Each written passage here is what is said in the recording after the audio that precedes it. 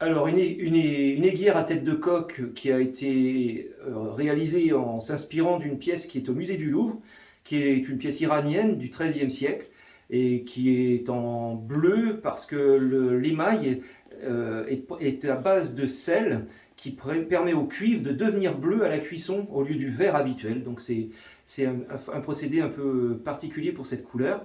Et puis la pièce a d'autres particularités techniques, elle est réticulée, c'est-à-dire qu'elle est à double paroi, on tourne deux pièces l'une dans l'autre en quelque sorte, ce qui permet de mettre du vin pour servir le vin, mais de donner l'impression que la pièce est transparente et percée et qu'il y a comme une anomalie du fait d'avoir un liquide à l'intérieur d'une pièce percée en fait.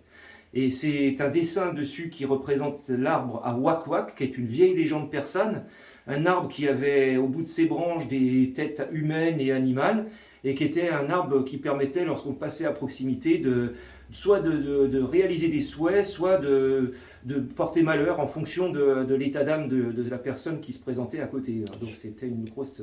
Et la sourate qui est en bas, qu'est-ce qu'elle veut dire? Ah oui, voilà, donc là en bas, c'est la sourate originale qui est sur la bouteille, c'est que Dieu protège le propriétaire de cette bouteille. C'était les Seljoukides, donc les musulmans qui prenaient le pouvoir en Perse à ce moment-là, et qui faisaient appel à des artisans qui étaient perses, qui avaient encore ces références persanes anciennes, comme la légende de l'arbre, mais qui adaptaient la pièce en ajoutant un texte qui faisait référence un petit peu aux prophètes et à différentes choses musulmanes, quoi.